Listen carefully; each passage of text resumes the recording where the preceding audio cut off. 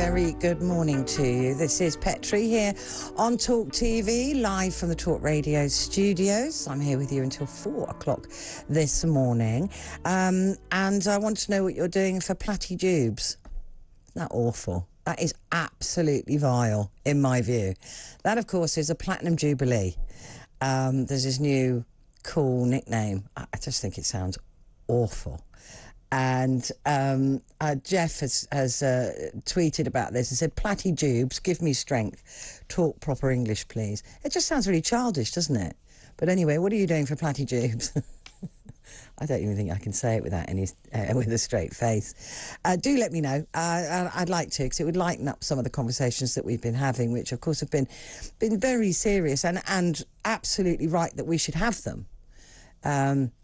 And we've been talking about the Depp-Heard trial and the fact that Johnny Depp has won this defamation trial. A lot of women's groups are coming forward and saying this is a bad day for women. This means that domestic violence, that women will be afraid to come forward now for fear of being believed. There's always been a doubt, but now it'll be worse because they might even be sued for defamation. So they're saying this is a bad day for women. Although, on the other hand, of course, it is good news for men that sometimes that they will now be believed in terms of domestic abuse. And I accept that overwhelmingly the numbers are that men abuse women more, and they are more violent and they are more likely to kill their partner. I completely understand that. But it is interesting to hear from you this morning, and we will address your calls and texts, which have been absolutely phenomenal this morning, so thank you, as we go through the programme. So do pick up the phone.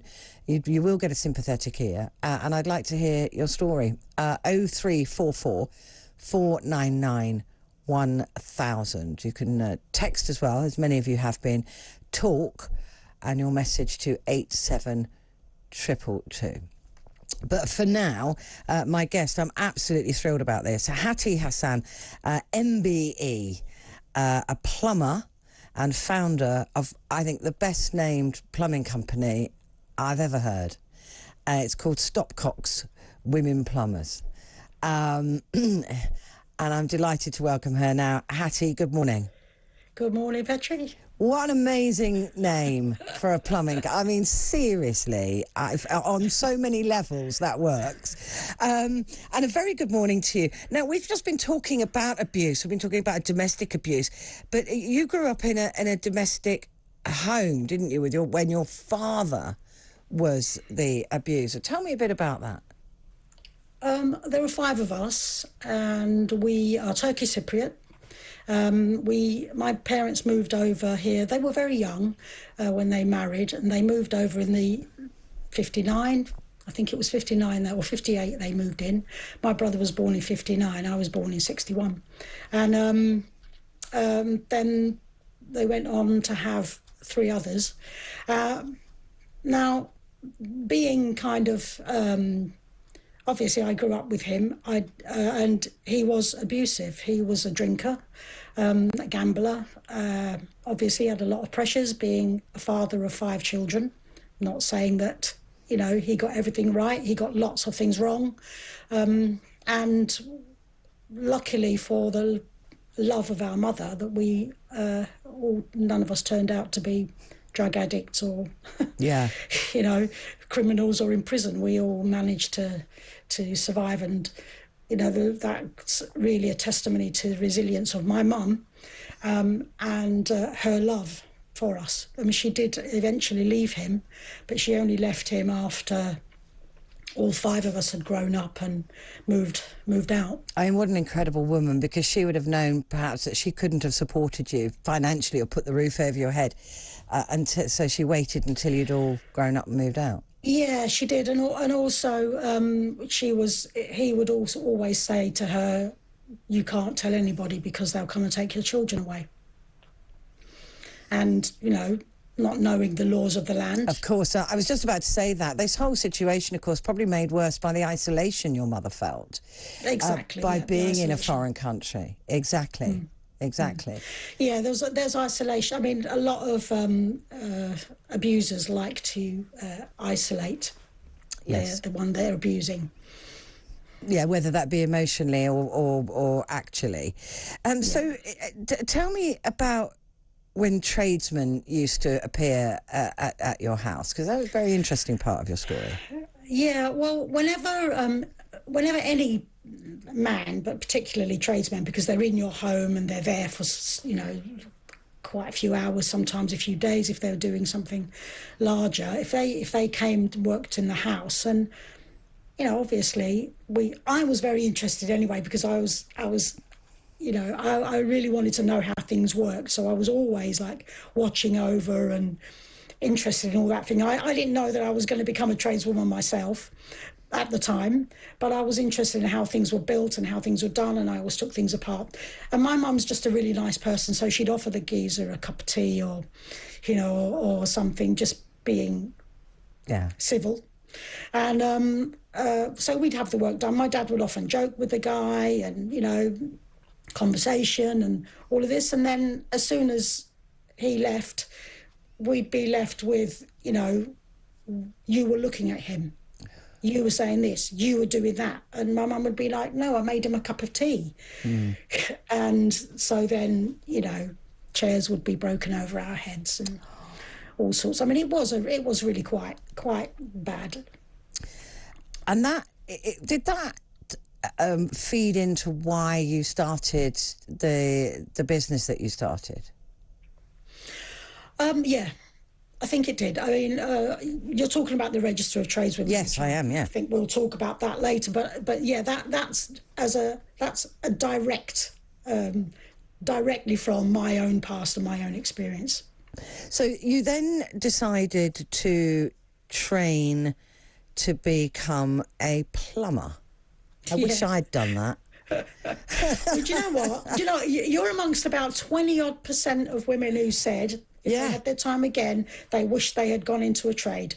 I mean, honestly, I'm absolutely brilliant. I'm always completely thrilled when I get a female cab driver, let alone, there was one time I had a female gas engineer. I nearly fainted with joy because I was so shocked. And then it occurred to me, why am I shocked? Why aren't there more women in the trades? Yes, this is a question we ask ourselves all the time, every day, So I started the Register of Tradeswomen. When I became a plumber, I didn't think, oh, I'm a woman and I want to be a plumber. I just thought, I want to leave teaching, and I want to be self-employed, and I want to do something with my hands, and I want to earn a lot of money. Do you know, it wasn't even the money. It wasn't the money. It wasn't the money either. Right, it was just that I wanted to, I didn't know how much plumbers earned, to be honest. I just wanted to be in charge of my own destiny. I wanted to empower myself, I suppose. And when I think about it now and the reasons behind the Register of Tradeswomen, I coined a phrase recently called "fix yourself by fixing things." And I think I might have done that. Yeah. So you found a way. I mean, I've always electricians and that's just like magic to me. It's like ooh, so, because I just don't understand how you understand what you understand. But it's because you study, of course, and you know these things. But I mean, I had an electrician come around to my house the other day, and I was in the hallway. I hadn't even taken him anywhere else, and I said, "Oh, I've got some sockets fusing." He said, "Oh, that'll be something that's happening in your garden." I said, "How do you know you've got a garden?" He went, "Because it will be something happening in it." And it was. And I thought, well, that's just freaky. That's just weird. So, that's magic. So I'm in awe of tradespeople. I always have been, because I genuinely believe, you see a bricklayer working, extraordinary. It's a fascinating thing to watch, somebody who's clever like that. And I have nothing but respect for it. And I just wonder why more people don't go into it, because there's this drive for university. But actually, a trade is going to earn you more and probably be more fun. Yeah, well, I mean, obviously, if you're in a job, you're in a job. Yeah. But if you're self-employed, then you can control your own hours. And that's why I went to... I tried to get a job, to be honest, and nobody would employ me. Oh. Nobody. Not a single person, not a single. I couldn't get an apprenticeship. I couldn't get anybody to even take me out for free. Wow. So I just thought, well, I've got to, if no one else will employ me, I'll employ myself. That's what I did. It's the way to do it, isn't it? And how difficult was it to be taken seriously when you turn up at? I mean, your company, Stopcocks, Women Plumbers. Did it take a while before people trusted a woman with plumbing? Absolutely, the complete opposite. Wow. I started to. Now, let's just bear in mind the timing of this. This was in 1990. Right, okay. There was no internet. There was hardly any mobile phones and all of that. So when I started, I had to print my own flyers, which, because I was a primary school teacher, I knew how to make materials. So I made some flyers and I walked the streets and posted them in people's doors. And I was a novelty, and I still am a novelty. You know, I've been in it 30 years and I'm still a novelty. And as soon as people saw my flyers, 2 weeks, the phone started ringing. Wow. Within 2 weeks, the phone started ringing. And as soon as I went in and did some work, now I didn't know what people's experiences were with tradesmen. They told me. And that's how I started collecting stories about the difference between me and others. And so as soon as they'd had me in their homes, they'd say to me, oh, my God, you know, you said you'd be here at 2 o'clock and here you are. It's 2 o'clock. And I'd be thinking, well, that's odd. Isn't that normal? Wow. If you say you're going to, you know, isn't it normal to sweep up if you make a mess? I'm just confused about this. This is what it was like back then. But then, having been in one house, I pretty much owned the street, because they'd tell their neighbours and they'd tell their friends, they'd tell their families. I stopped advertising after 5 years. Wow. That's how busy tradeswomen are. That's how much in demand we are, and that's how much we still are in demand. So with this Register of Tradeswomen, I have never heard of it, and I would definitely, and this is going to make me sound really sexist, but I would definitely use women. I think I would just trust a woman in my home if I'm in there on my own. That's not to say that I think all men are bad, because I absolutely don't. But it's very hard to find a tradesperson that you trust. And once you found them, you don't let them go, and that's clearly what's happened to you. So with your Register of Tradeswomen, why have I not heard of it? Why do I not know about it? Well, when we got locked down in March 2020, and the stories of, as you mentioned earlier, the numbers of women being killed, that number went crazy, because women were now locked in with their abuser, and unfortunately their killers, in a lot of cases. And I spoke to my mum and I said, look, Mum, I think I want to talk about the fact that I came from an abusive background, and how would you feel about it? Because there's something we can do here. You know, a TV presenter had also just come out as being running away from an abusive situation, and I just thought people need to know that it isn't a rare thing, that it happens a lot more than you think. And so I spoke to my mum, and she was the one who actually reminded me and said to me, you know, all those times when we used to have work.